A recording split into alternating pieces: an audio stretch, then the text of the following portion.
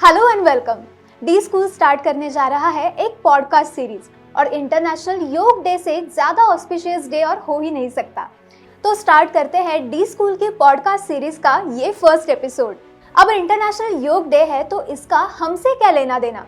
ज़रूर लेना देना है, क्योंकि अगर आप भी एक 9 to 5 वर्किंग प्रोफेशनल हो या फिर घंटों तक एक ही जगह पर बैठकर काम करते हो तो फिर आपके माइंड और बॉडी दोनों को चाहिए योग का सपोर्ट। इंटरनेशनल योग डे सेलिब्रेट करना स्टार्ट हुआ था आयुष मंत्रालय के इनिशिएटिव से 2014 में, और 2024 मतलब ये साल है इंटरनेशनल योग डे का 10वां साल। लेकिन आज हम अपने पॉडकास्ट में बात करेंगे योग वर्किंग प्रोफेशनल्स के लिए कैसे बेटर है। तो आज के हमारे पॉडकास्ट योग फॉर वर्किंग प्रोफेशनल्स, इस बारे में हमसे बातचीत करने हमारे साथ है Devika Bhidepethe ma'am. Hello ma'am, welcome to the D school podcast. Ma'am MA Yoga Shastra है और उसी के साथ योग सर्टिफिकेशन बोर्ड मतलब YCB की सर्टिफाइड योग मास्टर भी है। तो मैम, जैसे आप जानती है कि D school graphic designing, video editing, इन सब चीज़ों में है। तो जैसे वर्किंग प्रोफेशनल्स है जो घंटों एक ही जगह पर बैठकर काम करते हैं, ग्राफिक डिज़ाइनर्स हो गए या फिर वीडियो एडिटर्स हो गए, तो उनके बारे में या फिर उनकी लाइफ में योग कैसे कंट्रीब्यूट कर सकता है या फिर उनकी डेली लाइफ में उनको कैसे मदद कर सकता है, इसके लिए हम आज बात करेंगे। तो मन तो बहुत होता है कि कल सुबह उठ के मैं योग करूँगा या फिर कोई एक्सरसाइज करूँगा या फिर मेडिटेशन करूँगी, लेकिन वो हो नहीं पाता है। तो उसके लिए हम खुद को मोटिवेट कैसे करें, ये तो मेरा पहला क्वेश्चन होगा कि कैसे मोटिवेट करें खुद को। अगर आपको कोई भी चीज़ को, कोई भी हैबिट को या कोई लाइफस्टाइल को आपके लाइफ में इंक्लूड करना है तो मुझे लगता है कि उसके ऊपर थोड़ा सा डीप थॉट देना ज़रूरी है। क्योंकि मेरा एक्सपीरियंस ये है कि लोगों को योग प्रैक्टिस करने की इच्छा होती है, पर योग क्या है, उससे क्या बेनिफिट होने वाला है, उनको नहीं पता होता। तो कहीं ना कहीं मुझे वेट लॉस करना है या मुझे PCOD हो गया है, थायराइड हो गया है, तो अब मुझे योग करना पड़ेगा। कितने दिन करना पड़ेगा, ये पहला क्वेश्चन होता है। तो अगर आप उस चीज़ के बारे में डीप थॉट नहीं देंगे और उसको अगर एक नेगेटिविटी के साथ शुरू करने की कोशिश करेंगे क्योंकि आपको कुछ रिवर्स करना है, तो उतना मोटिवेशन आपको नहीं रहेगा। मुझे ऐसा लगता है कि थोड़ा सा यहाँ पे एटीट्यूड चेंज करने की ज़रूरत है कि ठीक है, कोई बात नहीं, आपने कोई कारण की वजह से योग करने का सोचा है, तो भी उस चीज़ को आप अपॉर्चुनिटी जैसे देखें कि उससे क्या फ़ायदा होगा। इतने दिन जो नहीं किया उससे मे भी क्या नुकसान हुआ, और आज आप क्या करना चाहते हैं, आप खुद के लिए क्या करना चाहते हैं। तो अगर आप खुद से प्यार करते हैं, इसलिए अगर किसी चीज़ को अपनी हैबिट बनाने की कोशिश करेंगे तो आपको मोटिवेट रहने के या मोटिवेटेड रहने के काफ़ी रीज़न्स मिल जाएंगे। तो मुझे लगता है कि ये सबसे इम्पॉर्टेंट बात है, ये करना चाहिए। दूसरा, मुझे लगता है कि स्टेप बाय स्टेप जाने की ज़रूरत है। एक दिन अचानक मोटिवेट हो जाते हैं, एकदम 50 सूर्य नमस्कार कर लेते हैं, और फिर दूसरे दिन उठने की इच्छा नहीं होती, बॉडी पेन होता है। तो कोई भी चीज़ को एंजॉय करना सीखें, थोड़ा छोटा शुरू करें और उससे आगे बढ़े। अगर आप वर्किंग प्रोफेशनल है, आपको टाइम नहीं है, तो मैं ऐसे कहूँगी कि आपका जो रूटीन है ना, उसमें चेंज मत कीजिए कि मैं अभी 2 घंटा पहले उठ के मैं 5:30 बजे उठ के 6 बजे क्लास करूँगी, तो आपसे नहीं होने वाला। तो मुझे लगता है कि जो कोई आपका साइकिल है उसी में आप आसनों को, आपके योगा प्रैक्टिस को इंक्लूड कीजिए। फिर मैं कहूँगी कि आप बेड में भी उठ के एक 10 मिनट स्ट्रेचिंग कर सकते हैं, 5 मिनट ब्रीदिंग कर सकते हैं। दिन भर ऑफिस में ब्रेक लेके जो चेयर स्ट्रेचेस होते हैं, आप डेस्क पे बैठे बैठे स्ट्रेचेस कर सकते हैं। थोड़ा सा घूम के आइए, थोड़ा आँखों की एक्सरसाइज कीजिए, तो आपको उससे बहुत रिलीफ मिलेगा। जो कहते हैं कि योग टाइम लेता नहीं है, योग टाइम देता है आपको। तो आप जैसे इन चीज़ों को इंक्लूड करेंगे, मे बी आप बेड टाइम योग कीजिए, मॉर्निंग में कीजिए, तो आपके एनर्जी लेवल्स इतने बढ़ेंगे कि आपको इच्छा होगी कि मैं शायद 2 महीने के बाद मैं 1 घंटा निकालूँ कि मैं कोई क्लास ज्वाइन करके फॉर्मली योग प्रैक्टिस करूँ। उसके साथ साथ थोड़ा सा मोटिवेशन के लिए आप फ्रेंड्स के साथ ज्वाइन कर सकते हैं क्लास को। बेड से लेके मैट तक जाना, ये बहुत बड़ी बात होती है। तो मैं कहूँगी कि आप प्रिपेयर करके रखें पहले ही दिन, आपको कहाँ प्रैक्टिस करनी है, आप मैट कहाँ रखेंगे, लैपटॉप कहाँ रखेंगे, आप क्या पहनेंगे, सब कुछ डिसाइड करके रखिए, ताकि आप जब सुबह उठेंगे तो आपको बहुत डिसीजंस नहीं लेने पड़ेंगे और आप थोड़े एक्साइटेड रहेंगे प्रैक्टिस करने के लिए। तो मुझे लगता है छोटी छोटी चीज़ें अगर आप ज़्यादा माइंडफुल रह के अगर आपको सच में करना है तो कहीं ना कहीं से तरीका मिल ही जाता है। मोटिवेशन चाहिए और इच्छा चाहिए। ओके। और जैसे आपने अभी कहा कि ज़रूरी नहीं है कि जाकर कुछ डिसाइड करके या फिर 2 घंटे पहले उठ के ही करना पड़ेगा। हम कभी भी कर सकते हैं, मतलब डेली एक्टिविटीज़ में हम इन चीज़ों को, आसनस को वगैरह इंक्लूड कर सकते हैं। बेसिक तो यही है कि वर्किंग प्रोफेशनल जो एक ही चेयर पर बैठकर दिन भर काम करते हैं, तो उससे होता है बैक पेन या फिर लोअर बैक पेन या फिर नेक स्टिफनेस होती है, या फिर कंप्यूटर के सामने बैठ के माउस यूज़ करने से भी रिस्ट का स्ट्रेन होता है। तो मतलब उसके लिए क्या बता सकती हैं आप? करेक्ट। तो मैंने जैसे पहले कहा कि आप कभी भी कर सकते हैं, ऐसा नहीं है। मतलब ट्रेडिशनली जो योग प्रैक्टिस है वो आपको टाइम निकाल के मॉर्निंग में या इवनिंग में करनी है। पर आज हम उन लोगों की बात कर रहे हैं कि जिनको वक्त ही नहीं है। और मैं कहूँगी कि स्लीप साइकिल डिस्टर्ब करके कुछ मत कीजिए, आपको मोटिवेशन नहीं रहेगा। तो अभी हमने ये लूप होल्स ढूंढे हैं कि जिसमें, और मे बी ये जो पॉस्चर ख़राब होता है बैठ बैठ के, उसमें अगर आप ये स्ट्रेचेस करेंगे, जिसको मैं योग भी नहीं कहूँगी, ये स्ट्रेचिंग है, ये मूवमेंट है, ब्रीदिंग है, अगर आप वो करेंगे तो आपको उससे फ़ायदा मिलेगा। तो बैठ के क्या होता है कि पहले तो समझना, जैसे मैंने कहा कि हर चीज़ के पीछे डीप थॉट बहुत इंपॉर्टेंट होता है कि बैठ के हो क्या रहा है। अगर आपको ये पता ही नहीं चला तो आपको पता होना, नॉलेज इज़ पावर। आपको जब पता होता है कि मैं बैठ के मेरे साथ क्या नुकसान हो रहा है, आप अपने आप उसके ऊपर स्टेप्स लेना चालू करते हैं। आप अगर दिन भर ऐसे बैठे हैं, आप खड़े नहीं, हमारी बॉडी ऐसे दिन भर बैठने के लिए बनाई नहीं है, ये नेचुरल नहीं है हमारे लिए। ये आपके हार्ट को उतना ब्लड पंप करना पड़ता है ग्रेविटी के अगेंस्ट, आप कोई मूवमेंट नहीं है बॉडी को, उससे नुकसान होता है। आपकी जो रीढ़ की हड्डी है वो ऐसे रहती, आप बैठ के ऐसे काम करते हो तो उससे आपके नेक का जो वेट है वो स्पाइन पे आता है, स्पाइन का धीरे धीरे कर्व ऐसे होने लगता है। और जब आपको फ्री टाइम मिलता है तभी भी आप फ़ोन पे हो, टीवी देख रहे हो, कुछ ना कुछ बैठ के ही कर रहे हो, तो उससे बहुत चीज़ें, मतलब आपको बैक पेन होना, शोल्डर पेन, रिस्ट पेन, तो उसके लिए थोड़ी थोड़ी मूवमेंट करते रहना ज़रूरी है। उसके साथ आप जब ऐसे बैठते हैं तो आपके चेस्ट की मूवमेंट रिस्ट्रिक्ट हो रही है। आप टाइट कपड़े पहन के, फॉर्मल्स पहन के बैठते हैं दिन भर, तो आपके डायफ्राम को नीचे जाने के लिए, लंग्स को एक्सपांड होने के लिए जगह ही नहीं मिलती। अगर आप आपकी रीढ़ की हड्डी को अगर सीधा रखेंगे, और अगर आप, मैं रेकमेंड करूँगी कि डेली इसमें तो आपके कपड़े लूज़ होने चाहिए, कंफर्टेबल होने चाहिए, जो आप ऑफिस वेयर आपके हैं, तो आपको सांस लेने को भी, और जब आपका ब्रीदिंग अच्छा है, क्योंकि वहाँ से ही हमें एनर्जी मिलती है, तो आपका स्ट्रेस कम होगा। आप अगर आपका स्पाइन सीधा रखेंगे तो आपके सारे फंक्शंस, जो सेंसरी फंक्शंस होते हैं, इनपुट्स होते हैं, वो आपको ठीक से मिलेंगे।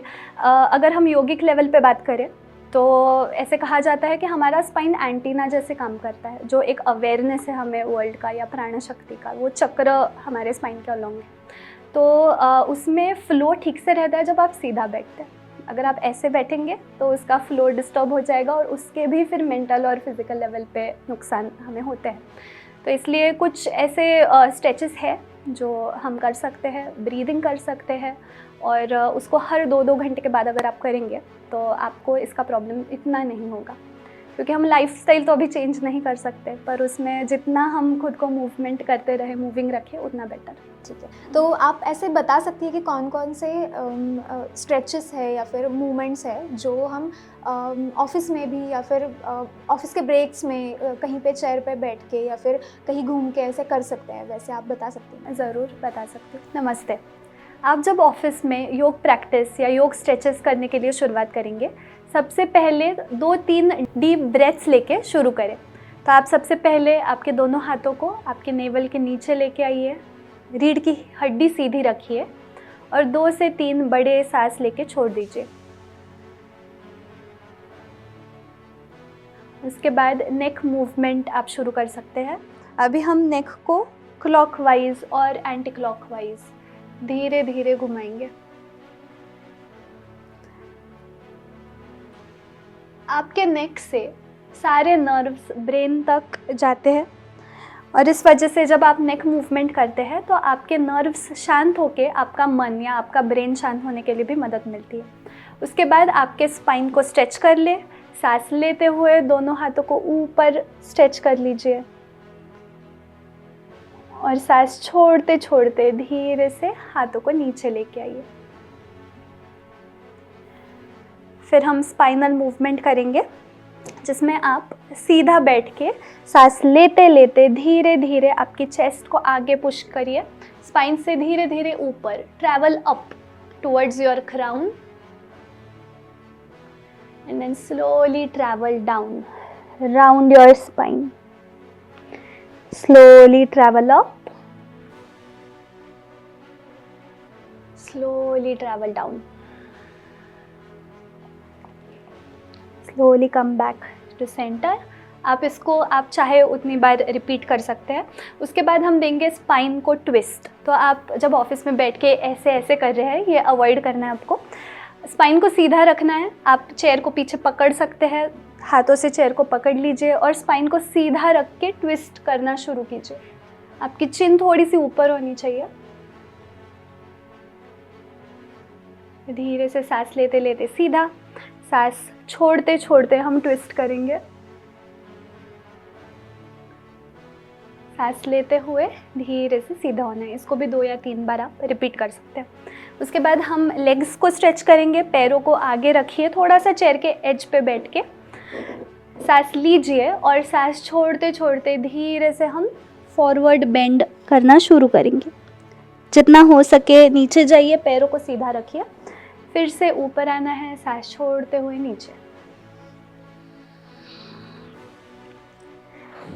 सांस लेते लेते फिर से सीधा होना है।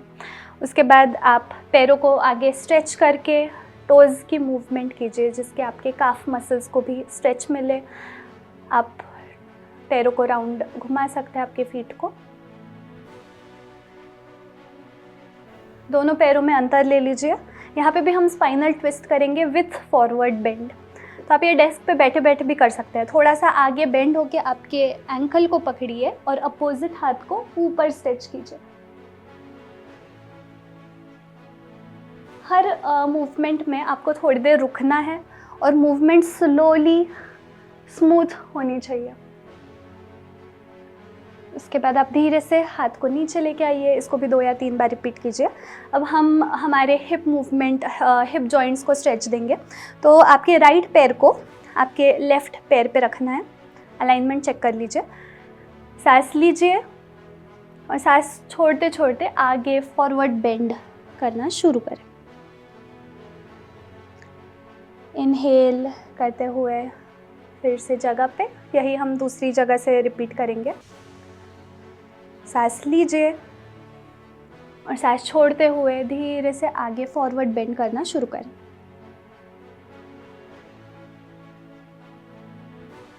धीरे से सीधा होना है और आपके पैर को नीचे छोड़ना है। सो ये करते हुए हमने नेक की मूवमेंट की, हमने स्पाइन की मूवमेंट की, हमने ट्विस्ट दिया, हमने फॉरवर्ड बेंड किया। तो अभी हम बैक बेंड करेंगे। आपको चेयर को पकड़ना है और चेयर को पकड़ते हुए पैरों को ठीक से ज़मीन पे रख के आप स्ट्रेच कीजिए। फिर से नीचे आइए। अगर आप ये ऑफिस में नहीं कर सकते हैं तो आप दोनों हाथों को पीछे लेके जाइए और नेक को पीछे छोड़ दीजिए। इनहेल करते करते सीधा आना है। इसमें हम पेल्विस को थोड़ा पीछे टिल्ट कर रहे हैं और नेक को पीछे छोड़ रहे हैं। इस तरह से आप आपके बॉडी को ऑफिस में बैठे बैठे, चेयर पे बैठे बैठे हर तरीके से मूव कर सकते हैं। उसके बाद आपके रिस्ट को मूव करना, फिंगर्स या फिर शोल्डर्स, ये भी मूवमेंट आप उसमें इंक्लूड कीजिए। कुछ चीज़ें आपको याद रखनी है। जब आप ये स्ट्रेचेस करेंगे तो उसको शांति से कीजिए, आंखें बंद रखिए। और आप जब ग्रेविटी के अगेंस्ट कोई भी मूवमेंट करते हैं, जैसे हाथ ऊपर करना, तो आप सांस लेंगे और जब आप नीचे जाते हैं तो आप सांस छोड़ेंगे। कोई भी मूवमेंट कंप्लीट होने के बाद जो बीच का मूवमेंट होता है, जिसमें जो बीच का पीरियड होता है जिसमें आप आसन को होल्ड करते हैं, वहाँ पे नॉर्मल ब्रीदिंग करते रहना है, कहीं पे भी होल्ड नहीं करना। इसके बाद हम कुछ ब्रीदिंग एक्सरसाइजेस करेंगे, जहाँ पे भी आप बैठ के फिर से आपकी रीढ़ की हड्डी को सीधा रखें। इसे कहते हैं अल्टरनेट नॉस्ट्रल ब्रीदिंग, जिसमें आप प्रणव मुद्रा, मतलब आपके मिडल और इंडेक्स फिंगर को आप बेंड करते हैं, आपके थंब को राइट नॉस्ट्रिल पे और रिंग फिंगर को लेफ्ट पे। इस तरह से पहले लेफ्ट से सांस लेंगे, राइट से छोड़ेंगे, राइट से लेंगे और लेफ्ट से छोड़ेंगे। ये हो गया एक साइकिल। इस तरह से आप जितना देर कर सकते हैं उतने साइकिल्स आप रिपीट कर सकते हैं। अनुलोम विलोम आपके नॉस्ट्रल्स को खोलता है, आपके राइट लेफ्ट ब्रेन में, आपके हॉट कोल्ड टेम्परेचर में एक कोऑर्डिनेशन लाने का काम करता है, आपके लंग्स की कैपेसिटी भी बढ़ाता है। तो अनुलोम विलोम ज़रूर कीजिए। उसके बाद डीप ब्रीदिंग, जैसे हम शैलो ब्रीदिंग करते रहते हैं, आपको कोशिश करनी है कि आप लोअर एरिया से ब्रीदिंग कर रहे हैं। आप जब सांस लेंगे तो आपकी रिब केज साइडवेज मूव होनी चाहिए और एक्सहेल करते वक्त पास में। इसका प्रयोग कीजिए। इस तरह से आप रिपीट कर सकते हैं। उसके बाद जब आपको बहुत स्ट्रेस हो तो आप शीतली का प्रयोग कर सकते हैं, जिसमें आप आपके टंग को बाहर निकाल के रोल करते हैं। इसको कहते हैं काकी मुद्रा। इससे हम सांस लेंगे और फिर नाक से सांस को बाहर छोड़ेंगे।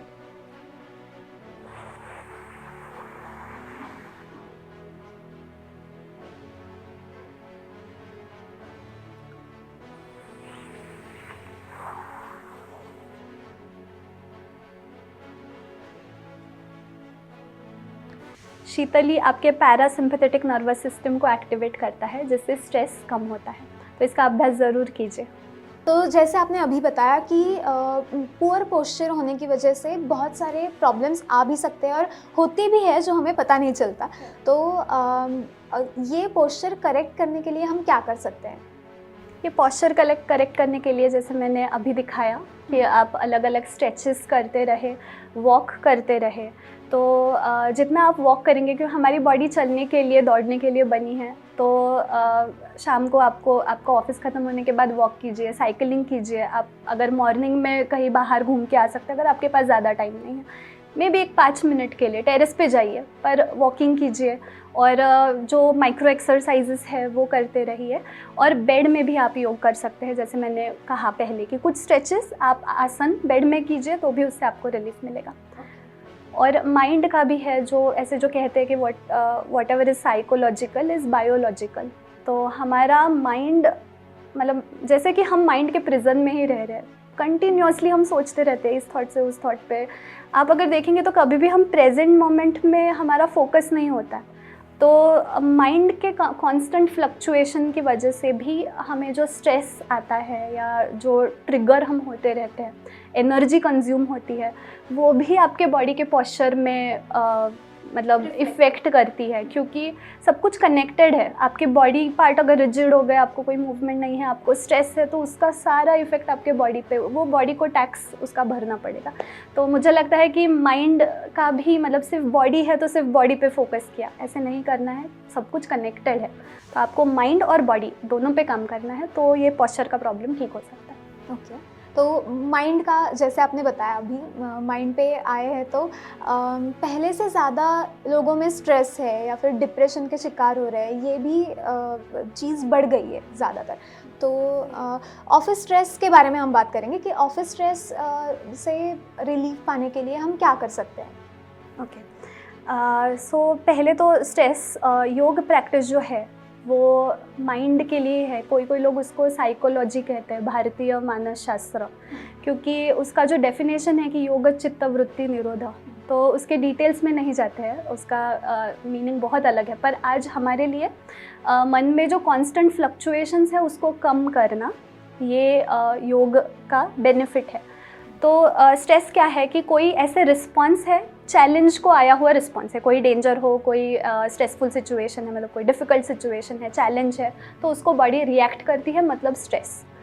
तो वैसे रिएक्शन शुरू हो जाता है, आपकी बॉडी टाइट हो जाती है, आपको ट्रेमर्स आने लगते हैं, कोई लोग ऐसे एक्सपीरियंस करते हैं। डाइजेशन कॉम्प्रोमाइज़ हो जाता है जब आप बहुत स्ट्रेसफुल है, क्योंकि डाइजेशन को बहुत एनर्जी लगती है, तो बॉडी वहाँ पे एनर्जी नहीं देती। फिर आपके ब्रेन फंक्शंस, आपको जब बहुत स्ट्रेस आता है तो आप बोलते हैं कि मैं क्लियरली सोच नहीं पा रही हूँ, माइंड फॉग हो रहा है, बहुत माइंड चैटर चल रहा है, क्योंकि हमारे वो भी सिस्टम वहाँ पे कॉम्प्रोमाइज़ कर देता है बॉडी, क्योंकि उसकी ज़रूरत नहीं है वो टाइम पे। इम्यूनिटी कॉम्प्रोमाइज़ हो जाती है। और होता यह है कि थोड़े डोज में हमको स्ट्रेस मिल रहा है बार बार, तो ये सिस्टम चलते रहती है ओवर द पीरियड। ये आपको हर तरीके के problem, body pain, back pain, shoulder pain, BP, diabetes, फिर डाइजेशंस के इशू, माइंड के इशू, स्ट्रेस लेवल इससे और बढ़ते जाना, आपका प्रेशर कुकर जैसे हो जाता है कि उसमें इतना स्ट्रेस बढ़ता है, अगर आप उसकी सीटी नहीं खोलोगे time to time stress release करने के लिए तो वो फटने वाला है एक दिन। तो ये सिचुएशन में हमको खुद को नहीं लेके जाना है।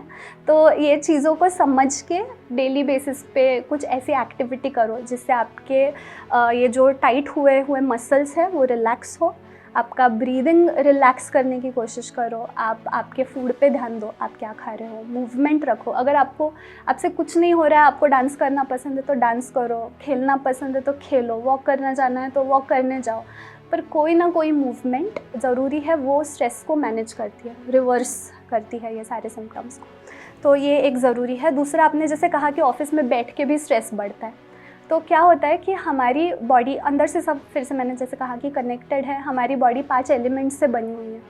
तो एक तो काम का लोड, और दूसरा हमारे बॉडी को क्या नहीं मिल रहा है। आप जब ऑफिस में बैठे हैं पूरी देर क्लोज स्पेस में, एयर कंडीशन रूम में आप बैठते हैं, तो आपके बॉडी का जो एयर एलिमेंट है, स्पेस एलिमेंट है, वो कॉम्प्रोमाइज़ हो जाता है। आपको सनलाइट नहीं मिलता ठीक से, आपका फायर एलिमेंट कॉम्प्रोमाइज़ हो रहा है। आप पानी कम पीते हो, ज़्यादा पीते हो, नहीं पीते हो, या फिर अल्कोहल बेवरेजेस, उसमें सोडा, रॉन्ग टाइम पे पानी पीना, उससे पानी का एलिमेंट ख़राब हो रहा है। आप लाइफलेस प्रोसेस्ड प्रिजर्व फूड खा रहे हो, उससे अर्थ एलिमेंट डिस्टर्ब हो रहा है। मतलब आपके जो 5 कंपोजिशन है बॉडी के, वही आप बैलेंस नहीं रखते हो, तो आपको फिज़िकल और मेंटल लेवल पे प्रॉब्लम होगा ही। इसके लिए बाहर थोड़ी देर नेचर में रहना भी बहुत ज़रूरी है, जब भी आपको टाइम मिले, वरना ये सारी चीज़ें आपके लाइफ में ऐड होती जाएंगी और आप जो काम आप कर रहे हो, जिसको आप आपकी पूरी ज़िंदगी टाइम दे रहे हो, वही आप एंजॉय नहीं कर पाओगे, या उसके बेनिफिट्स भी, आगे फ्रूट्स भी एंजॉय नहीं कर पाओगे, क्योंकि बॉडी ठीक नहीं रहेगी। तो योग जितना आसन या फिर एक्सरसाइज के बारे में है या फिर मूवमेंट के बारे में है, उतना ही मेजर रोल प्ले करता है खाना। मतलब ऐसा कहा जाता है कि जो हम खाते हैं उससे हम बनते हैं, मतलब उसी तरह से हम बनते हैं। तो हाँ, वर्किंग प्रोफेशनल्स के बारे में ये होता है कि ऐसा नहीं होता कि एक हेल्दी लाइफस्टाइल लीड करने के लिए हेल्दी खाना चाहिए, ऐसा कहते हैं, लेकिन वो हो नहीं पाता है। तो उसके बारे में क्या कह सकते हैं कि उसे एक हेल्दी वे में कैसे हम ला सकते हैं या फिर कोशिश कर सकते हैं? हम जो फूड खाते हैं वो डायरेक्टली हम में कन्वर्ट हो रहा है। मतलब ये जो बॉडी है कंटिन्यूसली चेंज हो रही है और फूड की वजह से बन रही है। तो अगर आप गलत फूड खाएंगे, अगर आप बर्गर खाएंगे तो आप बर्गर जैसे दिखने लगेंगे तो आप क्या खा रहे हैं वो फ्रेश होना चाहिए, उसमें लाइफ होनी चाहिए। तो अभी जैसे आपने कहा कि वर्किंग प्रोफेशनल्स को टाइम नहीं मिलता, मुझे लगता है कि अगेन यहाँ पे डीप थॉट नहीं है, आप क्या कर रहे हैं दिन भर में, उसका आप एक 5 मिनट बैठ के सोचते ही नहीं हैं खुद के लिए, इसलिए ये सब हो रहा है। वरना हेल्दी चॉइस करना इतना डिफ़िकल्ट क्यों है? कर सकते हैं ना, आप ड्राई फ्रूट्स खा सकते हो, आप जब बाहर वड़ा पाव खाने जाते हो तो आप फ्रूट्स भी खा सकते हो। आजकल फूड सर्विसेज शुरू हो गए हैं कितने अच्छे, अगर आपसे वो नहीं हो पा रहा है, टिफ़िन लगाइए, घर पे कुक लगाइए। मुझे लगता है कि ये चॉइस है, ये कोई एक्सक्यूज़ आप दे सकते हो खुद को, पर राइट चॉइस करना ये हमारी जिम्मेदारी है, जिसके लिए हमने सोचना चाहिए। जो मैंने एकदम स्टार्टिंग में कहा कि थॉट होनी चाहिए उसके पीछे। अभी आपने क्या खाना चाहिए, तो उसमें योग में ऐसे कुछ कहा नहीं है कि इतना प्रोटीन, इतना कार्ब, ये खाओ वो खाओ, क्योंकि हर एक इंसान अलग अलग है, हर एक की प्रकृति अलग है। पर फूड जो आप ले रहे हैं वो हितकारी और मितकारी होना चाहिए। मतलब वो आपके लिए अच्छा होना चाहिए, हितकारी, और मितकारी मतलब आपको वो अच्छा लगना भी चाहिए। तो सिर्फ अच्छा लगने वाला फूड खाया जो हितकारी नहीं है तो भी नहीं चलेगा, और सिर्फ हितकारी है, किसी को दूध पीना ही पसंद नहीं, कितना हितकारी हो, पिया तो उल्टी हो जाती है, तो ऐसे लोगों को तुम दूध नहीं पिला सकते हो। तो ये चीज़ के बारे में माइंडफुल होना ज़रूरी है। उसके बाद जो सात्विक फूड है, मतलब जिसमें लाइफ है, उसमें फ्रूट्स, वेजिटेबल्स, लाइटली कुक्ड, आप जितना कम उस पर संस्कार करोगे उतना उसमें लाइफ ज़्यादा रहेगी। तो ऐसा फूड, फिर preserved, packed, old, processed food नहीं खाना चाहिए, क्योंकि वो विकृति, मतलब डिसीज़ेस बढ़ाता है बॉडी में। फिर जो फूड, मतलब अब योग के इसमें आप जब खाते हैं तो ऐसे कहा जाता है कि आपका पेट आधा सॉलिड फूड से भरा होना चाहिए, 1/4 लिक्विड फूड से, और जिसमें ठंडा पानी नहीं आएगा, पर फूड में जो रस होता है वो, और 1/4 आपको एयर के लिए छोड़ना चाहिए। तो ही आपके पेट का मिक्सर ठीक से घूमेगा, अगर उसमें पानी है, सॉलिड है और जगह भी है। तो ये आयुर्वेद में कहा जाता है कि आप ये अगर आप ध्यान रखोगे ना कि आप कितने क्वांटिटी में खा रहे हो, आप खाते वक्त शांत बैठ के खा रहे हो, भले थोड़ा सा वक्त हो पर उतना शांत बैठ के खाओ। चॉइस जो है वो हितकारी मितकारी हो, और उसको अच्छे मन से खाओ, और कोशिश करो कि आप ज़्यादा से ज़्यादा घर पे खाना बना पाओगे, क्योंकि वो संस्कार, वो एक एनर्जी होती है जो आप में आती है। तो ये सारी चीज़ें, बहुत ओल्ड फूड नहीं खाना चाहिए, स्टेल फूड या किसी और का फूड नहीं खाना चाहिए, ये भी इसमें कहा जाता है। तो इतना ध्यान रखना ज़रूरी है। मुझे लगता है कि आपने अगर डिसाइड किया कि मुझे अच्छा रहना है तो चॉइस करना या हेल्दी खाना इतना डिफ़िकल्ट नहीं है। लेकिन जैसे अभी का लाइफस्टाइल है कि कहीं वीकेंड्स पे बाहर जाए या फिर ऑफिस होने के बाद फ्रेंड्स के साथ, कलीग्स के साथ बाहर जाएं, तो ज़्यादातर लोग यही खाते हैं कि पिज़्ज़ा हो गया या फिर मोमोज़ वगैरह हो गए। तो अगर खाना भी पड़े तो उससे हम कैसे एक हेल्दी वे से बैलेंस कर सकते हैं? कम से कम खाइए पहला तो पर फिर अगर आप खा ही रहे हैं तो उसमें फिर से योगिक टेक्निक्स होते हैं कुछ, जिसको शुद्धि क्रिया कहते हैं। मतलब हमारी बॉडी में वैसे भी जो गंदगी है उसको निकालने की सिस्टम है, पर हम इतना खा लेते, इतना उसको ओवर यूज़ करते हैं कि वो भी इफ़ेक्टिवली टॉक्सिन्स को फ्लश नहीं कर पाती। तो ऐसे समय में वमन करना, कि जिसमें हम पानी में नमक डाल के पीते हैं और उल्टी करते हैं, तो पेट में जो कुछ खराब एसिड्स है वो बाहर निकल जाता है उससे। या फिर शंख प्रक्षालन, जैसे लघु शंख प्रक्षालन भी उसमें होता है जो इंटेस्टाइन्स को साफ़ करता है। आप जलनेति कर सकते हैं, जिसके आप आँखें, नाक की हेल्थ उससे बनी रहे। तो ऐसे, या फिर नौली जैसी क्रिया है, पर ये सारी चीज़ें सीखना ज़रूरी है। उसके साथ साथ रेगुलरली सूर्य नमस्कार करना, ब्रीदिंग करना, और ये सारी चीज़ें अगर आप हेल्दी आपकी लाइफस्टाइल हो तो कभी कभी कुछ गलत करने से इतना नुकसान नहीं होगा। पर आप अगर कुछ भी नहीं कर रहे हो, बस सब गलत ही किए जा रहे हो, तो फिर कुछ नहीं हो सकता उसका। आजकल मोबाइल का यूज़ बहुत ज़्यादा बढ़ गया है, उसकी वजह से आई स्ट्रेन या फिर आई रिलेटेड इश्यूज़ बहुत होते हैं। तो उसके लिए, आई रिलेटेड इश्यूज़ के लिए योग हमें कैसे हेल्प कर सकता है? अभी जो हमारा स्क्रीन टाइम बढ़ गया है उसको हम काम में तो हम कुछ नहीं कर सकते, हम ऐसे नहीं कह सकते कि काम मत कीजिए, पर ज़रूर फ़ोन और इसका टीवी का टाइम आप रिस्ट्रिक्ट कर सकते हैं। आप पूरी देर जब आपको ब्रेक मिलता है आप फ़ोन में होते हैं, आप इस तरह से उसको देखते हैं। हमारी जो आँखें हैं वो देखने के लिए बनी हैं, तो दिन भर आपने देखा तो उससे कोई आपको फ़र्क नहीं पड़ेगा। पर आप जब स्क्रीन की तरफ देखते हैं, उस पर फोकस करके दोनों आँखों को, और ऐसे देखते रहते हैं, तो उससे आँखें ड्राई होती है, टायर्ड हो जाती है, फटीग आता है, और फिर उससे आई साइट भी इम्पेयर होती है, चश्मा लगना, आपका सिर ये हो जाता है, हैवी हो जाता है। तो इसलिए आँखों का एक तो स्क्रीन टाइम जितना हो सके कम कीजिए, पर उसके साथ साथ ब्रेक लेके आँखों की एक्सरसाइज करना। उसमें आँखों के मसल्स का तो है ही, पर हमारी आँखें कैमरा जैसी है कि जो सामने भी फोकस कर सकती है, दूर में भी, पोर्ट्रेट मोड में भी देख सकती है, वाइड एंगल में भी देख सकती है। तो अगर आप आपके फोकस को भी शिफ्ट करते रहेंगे तो उससे आपके आँखों को फ़ायदा मिलेगा। दिन भर में आँखें धो सकते हैं आप नहाते वक्त भी गर्म पानी से आँखें कभी नहीं धोनी चाहिए, पर आप ठंडा पानी यूज़ कर सकते हैं। स्लीप सबसे इम्पॉर्टेंट वही है कि रात को सोना नहीं होता है, और वो भी जब तक आप नहीं सो रहे, आप फ़ोन पे हो।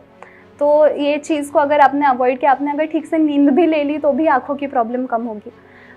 बीच बीच में वो जो 20-20-20 रूल होता है कि हर 20 मिनट के बाद 20 फीट दूर देखना है और 20 टाइम्स आँखों को ब्लिंक करना है। तो ये चीज़ भी बहुत ज़रूरी है, ये भी करना चाहिए। आँखें अगर आप थोड़ी देर बंद करके ब्रीदिंग करते हो 5 मिनट के लिए भी, तो आप जब आँखें खोलोगे तो आपको बहुत रिलीफ मिलेगा, ऐसे लगेगा कि आपने अभी आँखें खोली है, इतना ब्रीदिंग का फ़ायदा है।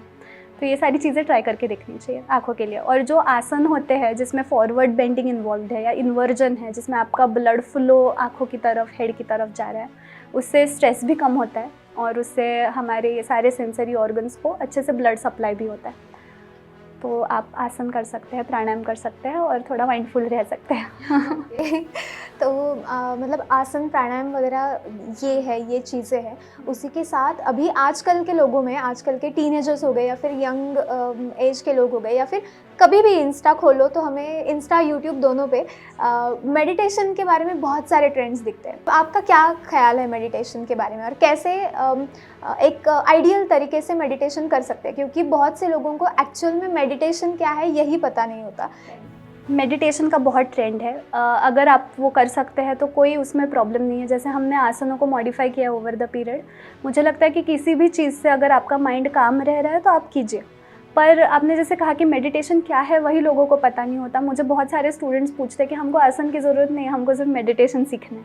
तो ऐसे नहीं होता। मेडिटेशन ये क्या टेक्निक है, एक तो ये हमारे योग के अष्टांग योग की 7th स्टेप है जो बहुत एडवांस टेक्निक है। और वो उसमें क्या होता है कि जैसे मैंने पहले कहा कि हमारा माइंड कंटिन्यूसली इधर से उधर घूम रहा है। तो इसमें कोई भी योगी पहले धारणा आती है ध्यान के पहले, कि कोई भी ऐसे ऑब्जेक्ट लेता है कंसंट्रेशन के लिए। फिर वो कोई स्मेल हो सकता है, कोई म्यूज़िक हो सकता है, कोई फ्लावर, स्टैचू, ओम, कुछ भी हो सकता है। तो उसके ऊपर ध्यान को, मतलब हमारे फोकस को कंसंट्रेट करते हैं। फिर से ध्यान जाता है, फिर से लेके आते हैं, जाता है, लेके आते हैं। फिर बार बार उसका अभ्यास करने के बाद ध्यान इतना वन पॉइंटेड होता है कि वो योगी ध्यान में, धारणा के आगे ध्यान में चला जाता है। तो ये एक एक्सपीरियंस करने की चीज़ है, ये सीख नहीं सकते, आपको कंसंट्रेशन रखना पड़ता है। तो इसके पहले क्यों ये 7th स्टेप है, क्योंकि ध्यान करने के लिए आपको ठीक से बैठते तो आना ज़रूरी है ना। अगर आज मैं मेडिटेशन करने जाऊँगी, मुझको 2 मिनट के लिए बैठते नहीं आता, यहाँ पे खुजली होने लगी, यहाँ पे पेन हो गया, ऑलरेडी बैक पेन तो है ही लाइफस्टाइल की वजह से, तो आप बैठ कैसे पाओगे मेडिटेशन के लिए? और फिर बोलते हैं मैंने ट्राई किया, मुझसे तो होता ही नहीं है, मुझे तो एक जगह पे बैठते ही नहीं आता। फिर उसके जोक शुरू होने लगते हैं कि मेडिटेशन कैसे, क्योंकि आप उसको सही तरीके से अप्रोच ही नहीं कर रहे हैं ना। तो जो आसन प्राणायाम जो है वो आपके बॉडी को तैयार करते हैं मेडिटेशन प्रैक्टिस के लिए। आपको एक जगह पे बैठने के लिए जो स्टेबिलिटी लगती है, आपको जो हेल्थ लगती है, वो आपको आसन देता है। उसके बाद आप जब ब्रेथ कंट्रोल करते हैं, आसन भी मेडिटेशन जैसे, उसको मैं मूवमेंट मेडिटेशन कहूँगी। अभी आज के इसमें आपने जो कहा कि आज आइडियल क्या हो सकता है, तो मैं कहूँगी कि ध्यान नहीं, धारणा करनी चाहिए, जो कंसंट्रेशन का पार्ट है। बस मैं कहूँगी कि पहले फिजिकली फिट हो जाओ थोड़े, कि आप एक जगह बैठ सकोगे। अगर आप 10-15 मिनट कोई भी टेक्निक करोगे तो ही फ़ायदा होगा, वरना आपको लगेगा कि ये पॉसिबल ही नहीं है। अभी डेली रूटीन में अगर आपके पास टाइम नहीं है बैठने के लिए, तो आप ब्रश कर रहे हो तो फोकस करो ब्रश करते वक्त। आप क्लीनिंग कर रहे हो तो उस पर फोकस करो। जो कोई टास्क आपके हाथ में है, भले वो बहुत छोटी हो, उसके ऊपर फोकस करना शुरू करो, ताकि आपके दिमाग के जो बाकी के थॉट्स है, जो आपकी एनर्जी कंज्यूम करते हैं और आपको खुद से कनेक्ट होने के लिए समय नहीं देते, वो धीरे धीरे कम होने लगेंगे। मतलब जो कहते हैं कि आप खुद से कनेक्ट हो पाएंगे ज़्यादा, और आपकी एनर्जी सेव होगी, और फिर आप उसके आगे फिर थोड़ा और मेडिटेशन करने की कोशिश कर सकते हैं। और मतलब प्राणायाम में आप क्या बताएंगे कि हम क्या क्या एक्सरसाइजेस या फिर प्राणायाम के कौन कौन सी चीज़ें हम अपनी लाइफ में अभी इंक्लूड कर सकते हैं? तो प्राणायाम ये भी एक एडवांस योगिक टेक्निक है, तो हम उसको ब्रीदिंग एक्सरसाइजेस कहेंगे। तो जैसे मैंने पहले स्ट्रेस साइकिल एक्सप्लेन करते वक्त कहा था कि आपको जब स्ट्रेस है तो आपका हार्ट रेट बढ़ेगा। आपके माइंड का और आपके ब्रेथ का बहुत क्लोज कनेक्शन होता है। तो अगर आप आपके माइंड को कंट्रोल नहीं कर सकते तो आप आपके ब्रेथ को कंट्रोल करके शुरू कीजिए। तो आप अगर आपके आप अभी अगर देखेंगे तो हम हमारे अपर एरिया के, चेस्ट के अपर एरिया से ब्रीदिंग कर रहे हैं, तो आपको उसको लोअर एरिया से शुरू करना है। तो पहले तो शांति से बैठ के आपका जो नेचुरल ब्रीदिंग चल रहा है उसके ऊपर फोकस कर सकते हैं, कोशिश कर सकते हैं कि वो डीप होते जाए। उसके बाद आप काउंट करना चालू कीजिए मन में, कि आपने 2 काउंट में इनहेल किया, आपने 4 काउंट में एक्सहेल किया, या पहले 2 काउंट में इनहेल किया, 2 काउंट में एक्सहेल किया। सो इस तरह से आप जब माइंडफुली, हमारा ब्रीदिंग यही एक सिस्टम है जो हम वॉलेंटरी और इनवॉलेंटरी कंट्रोल कर सकते हैं। बाकी के सिस्टम इधर वॉलेंटरी है या इनवॉलेंटरी है। तो ब्रीदिंग को वॉलेंटरीली करना शुरू करना है। फिर उसमें अनुलोम विलोम आता है, जिसमें हम अल्टरनेट नॉस्ट्रिल ब्रीदिंग करते हैं। वो है, भ्रामरी है जो मन को शांत करता है, शीतली है जो आपके मन को शांत करता है। तो ऐसे अलग अलग एक्सरसाइजेस है जिसका आप प्रयोग कर सकते हैं मन को शांत करने के लिए। आपने कहा कि कोई भी चीज़ करते वक्त माइंडफुली करनी चाहिए, तो योग के बारे में भी वैसा ही है कि करते वक्त हमें माइंडफुली करना चाहिए। हमें पता होना चाहिए कि उससे हमें क्या बेनिफिट्स मिलेंगे। तो योग से हमारी बॉडी को या फिर माइंड को क्या क्या बेनिफिट्स मिल सकते हैं? तो योग प्रैक्टिस एक सिस्टमेटिक टेक्निक है, एक टेक्नोलॉजी है जो आपको ह्यूमन से सुपर ह्यूमन बना सकती है। मतलब योग शुरू कहाँ से होता है कि कोई भी ऑर्डिनरी पर्सन कि जिसको बहुत स्ट्रेस भी है, जो रॉन्ग लाइफस्टाइल जी रहा है, सबसे पहले यम नियम का पार्ट आता है। तो इससे आपके माइंडसेट में डेवलपमेंट होती है। जैसे मैंने कहा कि आपको थॉट देना ज़रूरी है, तो ये चीज़ें आपको पहले उसके लिए प्रिपेयर करती है आगे की प्रैक्टिस के लिए। फिर जब आप अलग अलग तरीके से बॉडी को स्ट्रेच करते हैं तो हमारा ब्लड फ्लो ठीक से होता है, उसमें जो टाइटनेस है वो कम होता है। उसके बाद आपके ब्लड में ऑक्सीजन की लेवल बढ़ती है क्योंकि आप उसके साथ ब्रीदिंग कर रहे हैं, तो उससे ब्लड प्यूरिफाई होता है, आपके हर एक बॉडी पार्ट को अच्छी तरह से वो सप्लाई होता है। तो प्रॉब्लम कोई भी हो, योग अंदर से तुमको हील करना शुरू करता है। फिर उसके आगे प्राणायाम की भी प्रैक्टिस आती है। तो जब हम आसनों की मदद से ब्रीदिंग ठीक से करते हैं, प्राणायाम से हम ब्रेथ को रेगुलेट करते हैं, तो हमारे बॉडी को एम्पल प्राण शक्ति हर एक जगह मतलब ठीक से सप्लाई होती है। तो आपको उससे फ़ायदा मिलता है और उससे ना धीरे धीरे आपकी ड्यूअलिटी जो है वर्ल्ड की, कि जल्दी से अफेक्ट होना, स्ट्रेस में आ जाना, ये सारी चीज़ें धीरे धीरे ख़त्म होने लगती है और आप खुद से ज़्यादा कनेक्ट होते हैं। क्योंकि आज आप आंखें खोलेंगे तो आप सिर्फ इन्फ्लुएंस हो रहे हैं। फिर धारणा ध्यान आता है जिसमें आप आपके मन के थॉट्स कम करने लगते हैं। तो ये सारे फ़ायदे योग प्रैक्टिस के हैं जो आपको नॉर्मल ह्यूमन से कुछ एक सुपर पावर, सुपर ह्यूमन मैं कहती हूँ, वहाँ तक आपको लेके जाता है और आपको हील करता है। तो सारी चीज़ें हो गई, लेकिन जो मेन कंसर्न है कि हम करना तो चाहते हैं लेकिन कर नहीं पा रहे हैं, तो उन ऐसे लोगों के लिए आप 3 क्या क्विक टिप्स देना चाहेंगी? मैं ऐसे कहूँगी कि आपकी स्लीप साइकिल को डिस्टर्ब मत कीजिए। आप जब उठते हैं उसके आगे आप एक 15 मिनट निकालने की कोशिश कीजिए, जो मिल जाएंगे आपको।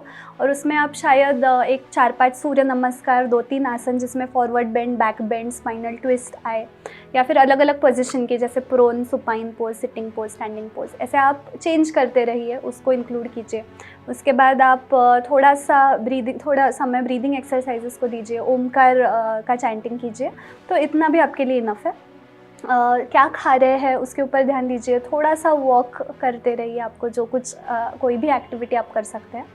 और ऑफिस में ब्रेक ले लेके आप अगर मूवमेंट करेंगे तो आपको लॉन्ग रन में प्रॉब्लम्स कम होंगे। Okay, nice. तो आज हमने देखा कि देविका मैम ने जो भी इनपुट्स दिए हैं हमारे वर्किंग प्रोफेशनल और योग, मतलब इन 2 चीज़ों को, जो अलग अलग चीज़ें हैं उनको कनेक्ट करने के लिए, और वर्किंग प्रोफेशनल्स में योग के बेनिफिट्स क्या क्या है, तो ये हमने देखे। मैम ने अभी जो भी आसन बताए या फिर जो भी टेक्निक्स बताई है, तो उनके घुंघरू एंड योगा मैट, ये उनका इंस्टाग्राम का हैंडल है, आप वहाँ पे जाके भी देख सकते हैं। और हम यही चाहेंगे, अभी मैम ने जैसे बताया कि थोड़ा थोड़ा करके हमारी लाइफस्टाइल को सुधारने के लिए योग हेल्प करेगा। तो मैम, आज के पॉडकास्ट पे आने के लिए और हमारे पॉडकास्ट को, पहले ही पॉडकास्ट को 4 चांद लगाने के लिए बहुत बहुत शुक्रिया। और बुलाने के लिए शुक्रिया। तो योग एक ऐसा पार्ट है कि हम अपनी लाइफ में ज़रूर इंक्लूड कर सकते हैं और करेंगे, क्योंकि हमें चलते रहना है, आगे बढ़ना है।